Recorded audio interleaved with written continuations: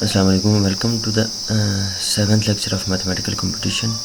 First review the 6th lecture of mathematical competition.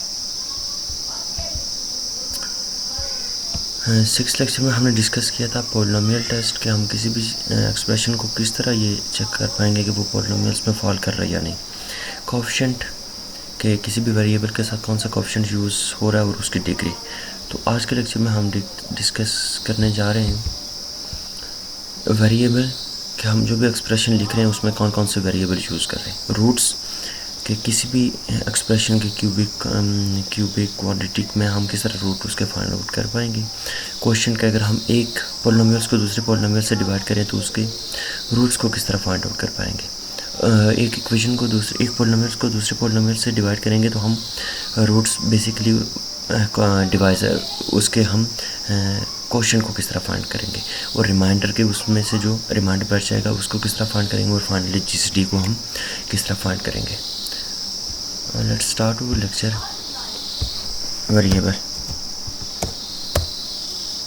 Variables. हम कोई भी एक रैंडमली हम एक एक्सप्रेशन लिख लेते हैं 2x plus 3y plus 4c। Basically ये एक सिंपल सा ही है इसलिए इसके मैं जस्ट एक ही एग्जांपल करूँगा 6z। तो देखिए हमने तीन ही वेरिएबल यूज़ किया x, y and c, that's it. ये हमारे पास हो गया। इसी की एक फर्दर हम एक कमांड यूज़ करेंगे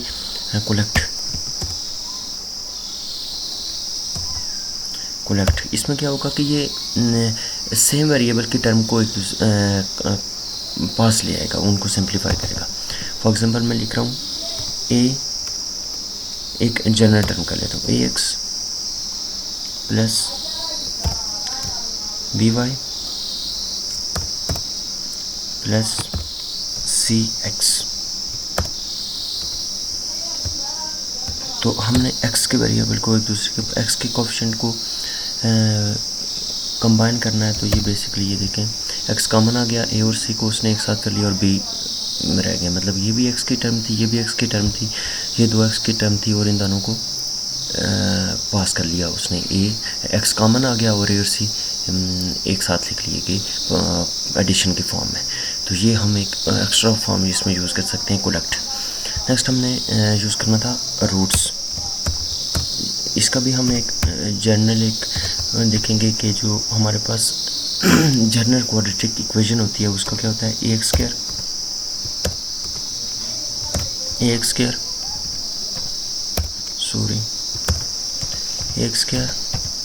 प्लस by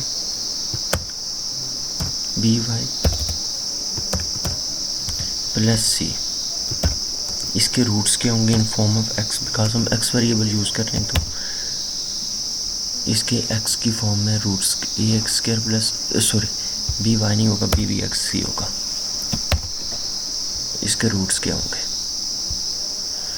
अच्छा, इसको हमने एक इक्वेशन की फॉर्म में लिखना है, एक्सप्रेशन नहीं इक्वेशन की फॉर्म में लिखना है इज इक्वल टू 0 करके। तो ये हमारे पास इसके जो एक हमने क्वाड्रेटिक फार्मूला पढ़ा था वो हमारे पास एक प्रूव हो गया कि इसके दो रूट्स हैं, एक माइनस बी प्लस, एक प्लस की फॉर्म में आएगा और माइनस की फॉर्म में आएगा। यहाँ पर minus B square minus 4ac 2a आ गया और एक हमारे प्लस की फॉर्म में आ गया।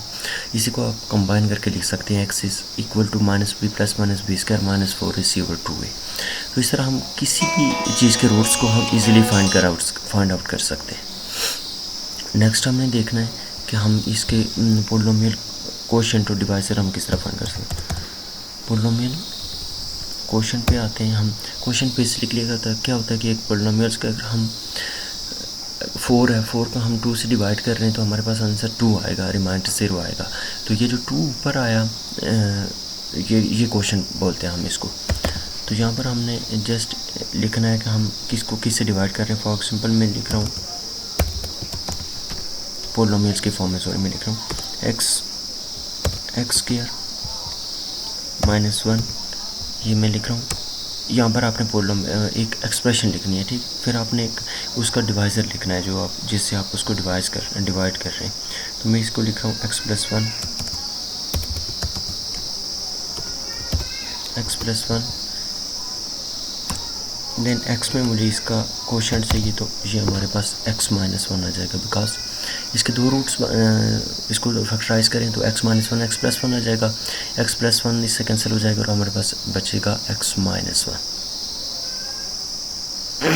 इसको मल्टीप्लाई करें आपस में तो ये हमारे पास यही आ जाएगा। इसका रिमाइंडर हमने चेक करना है तो वो बेसिकली ज़ीरो ही आएगा। अगर हम यहाँ पर नेक्स्ट कमांड यूज़ करें polynomial reminder,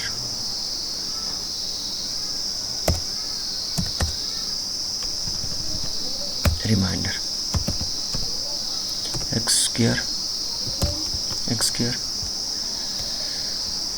one plus x कर लेते हैं, हम जनरल कर लेते हैं ए प्लस एक्स में, तो ये हमारे पास ए स्क्वायर इसका रिमाइंडर हो गया। बिकॉज एक्स स्क्वायर से करेंगे तो जब आप इसको एक्स से मल्टीप्लाई करेंगे तो एक्स स्क्वायर कैंसिल हो जाएगा और ये हमारे पास रिमाइंडर बच जाएगा। ये हमने रिमाइंडर। अब जीसीडी का देख लेते हैं,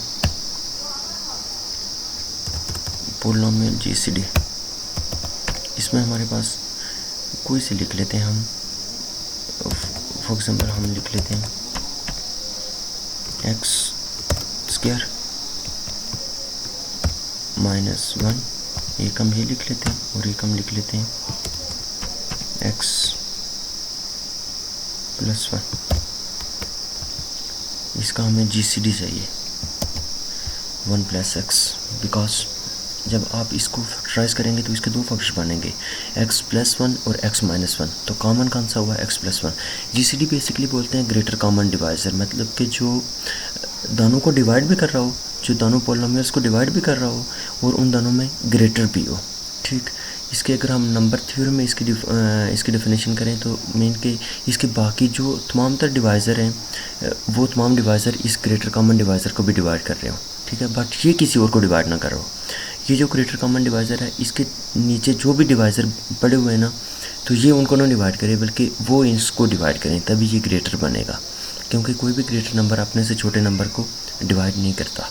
तो ये हमारे पास ग्रेटर कॉमन डिवाइज़र की डेफिनेशन है कि एक जो इसके कॉमन फैक्टर और इसके कॉमन फैक्टर, फिर उन दोनों में जो ग्रेटर कॉमन फैक्टर के जो इसमें भी हो और इसमें भी हो लेकिन दोनों में सबसे बड़ा हो, तो वो हमारे पास ग्रेटर हो गया। इसका तो एक ही फैक्टर है कि ये इटसेल्फ डिवाइड कर रहा है और ये इसके दो बन रहे हैं, एक माइनस वन और एक प्लस वन। तो बेसिकली प्लस वन दोनों में कॉमन भी आ रहा है और ग्रेटर भी आ रहा है, तो इसलिए इसका greater common divisor plus one ही हो गया। सो आज के लेक्चर को यहीं पे वाइंड अप करते हैं। नेक्स्ट इंशाल्लाह अगले टॉपिक के साथ मुलाकात होगी। अल्लाह हाफिज़। Thank you for your attention.